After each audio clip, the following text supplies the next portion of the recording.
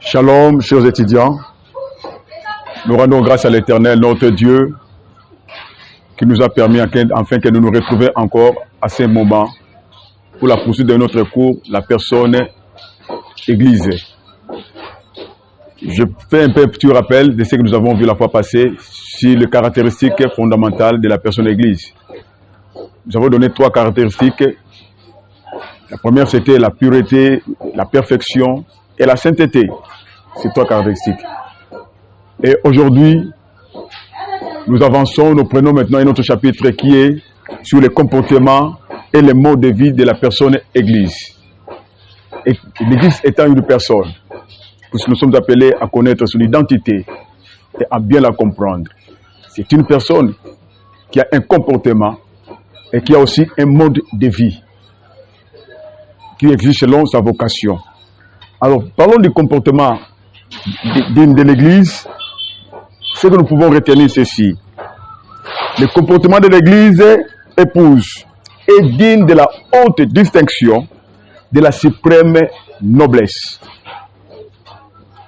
Le comportement digne de la personne Église est digne de la haute distinction de la suprême noblesse. Dans la suprême noblesse, là nous voyons tout ce qui est hors du commun. Les autres. Donc, mérite un comportement digne qui se distingue des autres personnes. La personne Église. Voilà pourquoi c'est que nous voulons un peu énumérer ici comme parenthèse. Quand beaucoup de gens parlent Église de tel, Église des Noirs, Église de ceci, quand les gens se réunissent avec le fétichisme, on parle toujours le nom de l'Église. Il est encore grave. Vous trouvez le chrétien parle de ce qui est dans le musulman, l'Église des musulmans. Il n'y a pas l'Église des musulmans. Là, ils sont dans les mosquées. Tous ensemble, on peut appeler, ce sont des assemblées, des réunions de gens. Mais l'Église, c'est une personne. Est-ce que vous comprenez, chers étudiants? C'est une personne. Il mérite une distinction haute. Elle est digne de sa personne, de suprême noblesse. Quand nous voyons ce que le Seigneur Jésus a dit dans Matthieu 16, 18, il a dit ceci pour le bâtissement de l'église. Le Seigneur n'a pas dit je bâtirai mes églises, mais il a dit je bâtirai mon église sur pierre. Quand vous entendez maintenant dans le texte original, il parle de mon pierre en français, c'est pierre. Mais quand vous entendez dans les termes original, il y a le Petra et il y a le Petron. Quand je dis à Pierre qui est le Petras ou le Céphas, je bâtirai mon église sur les pierres. Là, il ne parle pas de pierre de Petras, il parle maintenant de Petron. Vous comprenez? De Petron. Ce n'était pas de bâtir mes églises, mais mon église sur son épouse. Une personne à lui. Alors cette église a une mode de vie que nous sommes appelés à comprendre à cet instant. Vous devez prendre note. La première des modes de vie qu'exige l'Église dans sa vocation terrestre. 1. L'Église s'édifie et se nourrit exclusivement de ce qui vient directement ou indirectement de son céleste époux. Église. Je reprends. L'Église s'édifie et se nourrit exclusivement de ce qui vient directement ou indirectement de son céleste époux. Cela veut dire son céleste époux qui est le seul fournisseur pour ce mode de vie. Directement par lui, indirectement par ses envoyés. Là, nous nous référons dans Ephésiens 4, de 8 jusqu'à 14. Il a établi les gens pour la perfection des saints. Ces saints-là, ce sont des membres qui constituent le corps de Christ. Donc, indirectement, ces gens-là nourrissent l'Église, nourrissent la personne, édifient. Mais toute chose, toute nourriture qui vient d'en haut. Voilà, comme nous le voyons Matthieu 24 à la fin, il dit, il cherche maintenant de fidèles serviteurs qui sait bien nourrir au temps convenable. Et quelle nourriture? La nourriture qui vient directement de son époux. Et la personne qui sera bien nourrie, il nourrit indirectement la personne église. Ça, c'est le premier mode de vie. Deuxième mode de vie, pour vous retenir, l'église, elle vit dans l'amour et l'espérance de son époux. Elle l'aime de ce même amour plus que tout autre au monde. Je réponds, elle vit dans l'amour et l'espérance de son époux. Elle l'aime de ce même amour. C'est la vie de l'église qui aime maintenant. Aime de ce même amour plus que tout autre au monde. Personne église.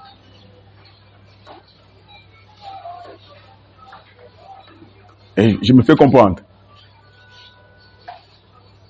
Elle doit aimer l'église comme son époux l'aime. Lui aussi l'église, la personne, doit aimer de la même amour. Puisque tout autre au monde. L'église ne doit pas aimer une autre personne. Il n'y a que Christ, son céleste époux. La seule vocation, c'est son époux.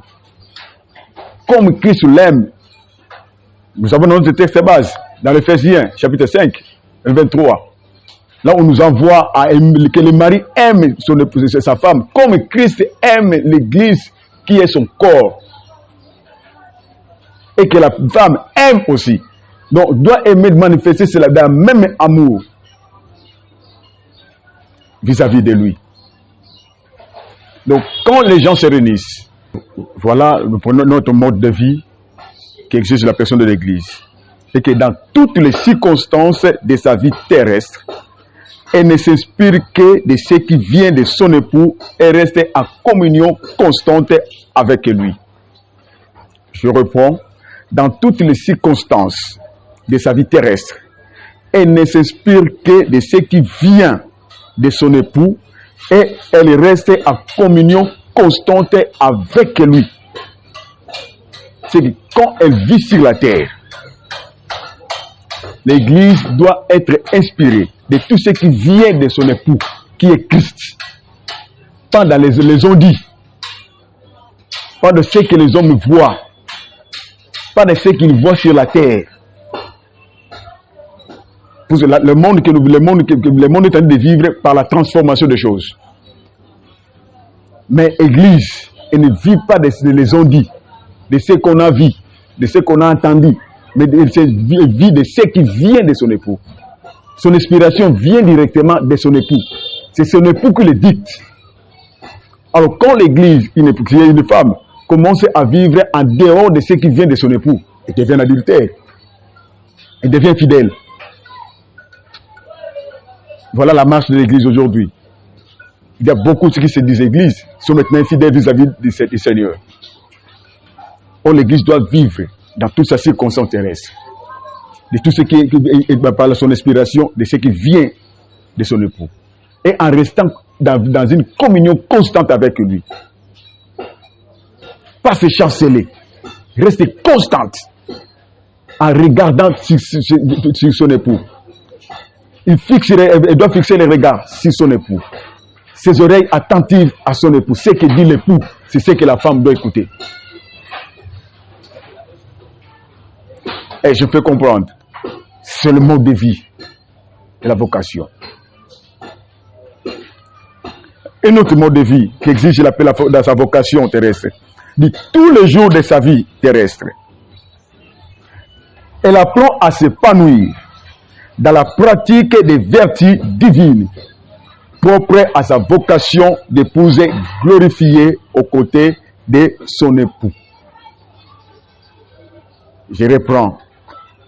Tous les jours de sa vie terrestre, l'Église, elle apprend à s'épanouir dans la pratique des vertus divines, propres à sa vocation d'épouse glorifiée aux côtés de son époux.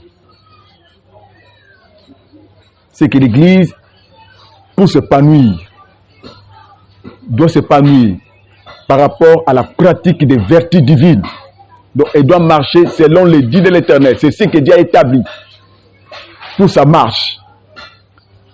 Parmi ces vertus divines, il y a la foi comme une vertu. Pour la vertu, c'est comme ça, comme il dit dans sa définition, c'est une constante de l'âme. À connaître ce qui est le mal et le bien. C'est ça la vertu. Vivre dans la foi comme une vertu. La sainteté. À être splendide. La perfection. La justification. La vérité. La pureté. La droiture. Et tant d'autres. Ce sont les vertus divines. Donc l'Église doit marcher avec ça. L'obéissance à la parole de Dieu. Elle doit écouter seulement ce que Dieu dit. Donc, elle doit vivre dans la vérité divine. Ce qui va lui permettre de s'épanouir. Pas selon la réunion des hommes. Pas selon l'économie du monde. Selon les stratégies ou le mode de vie du monde. Ou le mode de vie terrestre. Non selon les codes que le monde donne. Mais de la vertu divine. Parmi ces modes de vie que l'Église est appelée à vivre. C'est ça la vocation qu'il attend de son époux. Quand elle marche ainsi, le Seigneur viendra pour prendre son époux. Elle va venir trouver son époux bien bâti. La Bible nous dit, Paul nous dit, il va représenter cette église, cette épouse en son époux. Sans tâche, ni ride, ni des choses semblables. Quand il dit des choses semblables, c'est des choses terrestres. Donc l'église ne doit pas vivre selon les choses terrestres, selon les dits de la terre. Donc elle doit vivre dans la fidélité. Comme son mari est fidèle, elle doit vivre dans la fidélité. Comme son mari l'aime, l'église doit aimer aussi, marcher dans l'amour. Comme son mari est saint, l'église doit aussi rester sainte. Comme son mari est pur, elle doit vivre aussi dans la pureté. Je me fais comprendre. Ce sont les modes de vie, donc les comportements et les modes de vie. Il mérite d'une noblesse suprême, l'église. Quelque chose à respecter. Voilà pourquoi les gens qui constituent les membres du corps doivent chercher à connaître et à savoir ces modes de vie, ces vertus divines pour notre marche. Pour le Saint-Esprit, dans sa mission, il ne doit pas présenter une personne, une femme handicapée. Il doit présenter une femme sans tache et ni ride pour l'époux. Voilà quand nous voyons l'Apocalypse, dans l'Apocalypse, dit, quand on dit, il faut que l'esprit et l'épouse disent à l'époux, viens au Maranatha. Quand est-ce que quand l'esprit dira que vient l'époux, c'est lorsque l'esprit a fini sa mission de bien bâtir, édifier, préparer, régénérer cette personne. C'est alors qu'il dira, il va inviter maintenant l'épouse, disons à l'époux de venir, parce que le temps est accompli. C'est là où il aura l'enlèvement. On ne peut pas parler de l'enlèvement si nous n'arrivons pas à comprendre et à saisir et à connaître des vertus divines. Ça va rester seulement des simples faits, des théories. Voilà pourquoi il y a des communautés. Là où vous trouvez les fidèles sont en train de sortir. Ah, on parle là, on nous enseigne de l'enlèvement. On nous parle de l'enlèvement. Ça devient maintenant une monotonie. Des théories qui n'ont pas de faits. On parle de l'enlèvement là-bas, on parle de l'enlèvement. Quand vous voyez maintenant la vie des gens, ou qui moi je parle souvent des membres du corps de Christ là, le monde de vie avec le mot enlèvement dans la tête, la marche, ils n'ont pas la vertu divine. Leur marche ne coïncide pas avec dans la communion de l'époux. Mais quand l'enlèvement va venir, où serez-vous? Si nous n'arrivons pas à comprendre les comportements et les modes de vie de cette personne l'église. Cherchons à comprendre ce que l'église, ce que l'époux exige à son épouse. C'est alors il va venir, l'esprit dira, Maranatha, viens, le temps est accompli. Là nous allons aller nous réjouir avec lui. C'est ce que nous sommes appelés à retenir, chers étudiants. C'est ce chapitre ici.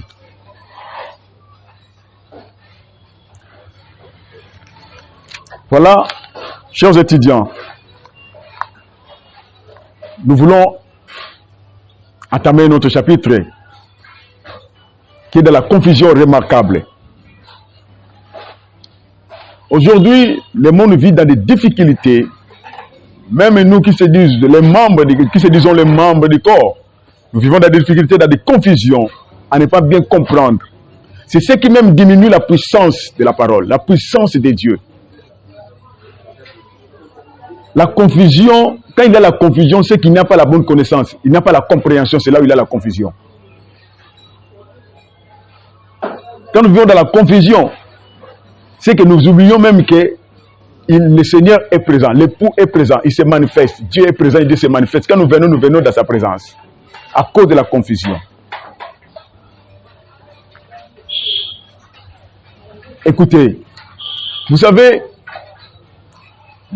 le monde et des communautés, des grandes religions qui se disent chrétiennes, vivent dans des confusions sur le mot Église.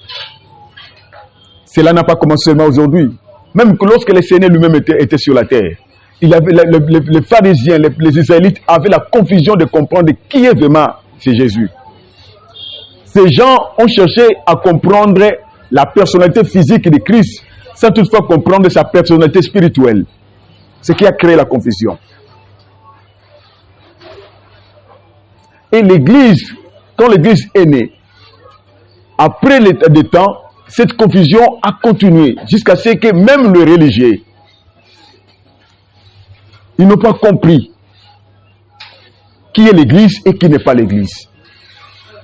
C'est alors encore grave, puisqu'on est en train de faire la différence quand on voit les un grand E. Pour ça, c'est pour le français. Les un grand E, cela veut dire c'est l'Église de la personne. Et le petit E, c'est la petite Église. Là, on peut tout faire.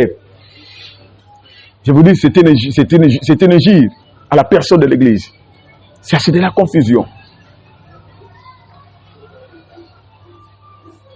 Et vous trouvez dans de même églises qui se disent, les noms, même on écrit même avec un grand E. Si c'est en anglais, on va écrire avec un grand C. Et dans la grecque, on va dire avec un grand E aussi.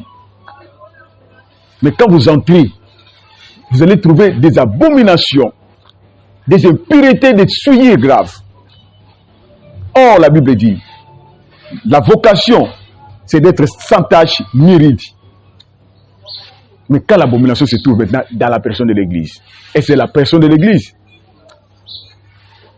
pour se laisser l'Esprit de préparer cette personne-là.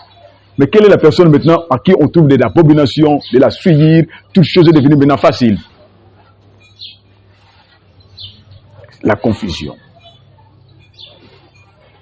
D'autres, vous allez trouver ça dans les supports. Voilà pourquoi nous voulons parler maintenant, donner des deux conséquences qui découlent de cette confusion. Deux, ce que nous sommes appelés à retenir. Un, la première confusion est que le peuple de Dieu n'éprouve plus les besoins d'une pleine connaissance de l'identité de l'Église, c'est-à-dire de sa propre identité. Le peuple de Dieu n'éprouve plus les besoins d'une pleine connaissance de l'identité de l'Église. Ils n'ont pas besoin de connaître ça. Mais les gens cherchent dans l'enlèvement sans connaître qui est l'Église. Ils ne trouvent pas les besoins de connaître l'Église. La confusion. Quand on ne connaît pas quelque chose, voilà pourquoi Dieu dit, mon peuple périt parce qu'il manque la connaissance. La connaissance, c'est une force. Et la compréhension a un pouvoir. Quand nous connaissons, nous allons éviter la confusion qui est la compréhension. Deuxième conséquence est que notre société en est victime car elle est privée de l'impact bénéfique des témoignages de l'Église épouse. Vous ne voyez pas la distinction qui est et qui n'est pas l'Église. La société est privée. Et elle est maintenant victime. Elle est privée de l'impact bénéfique du témoignage de l'Église épouse. Quand elle est privée, que vivrons-nous? Elle est maintenant victime. Il n'y a pas la différence. Qui est l'Église, qui n'est pas l'Église. Comme un dicton dit en français, on met tout dans un même sac. Qui est l'église? Qui n'est pas l'église? Tout il n'a pas l'église. Voilà pourquoi aujourd'hui beaucoup de gens disent partout dans le monde, allez à l'église, mais vous rester à la maison. Mais vous faire ça. C'est la même chose. L'impact bénéfique de ce témoignage de la personne de l'église n'est pas connu.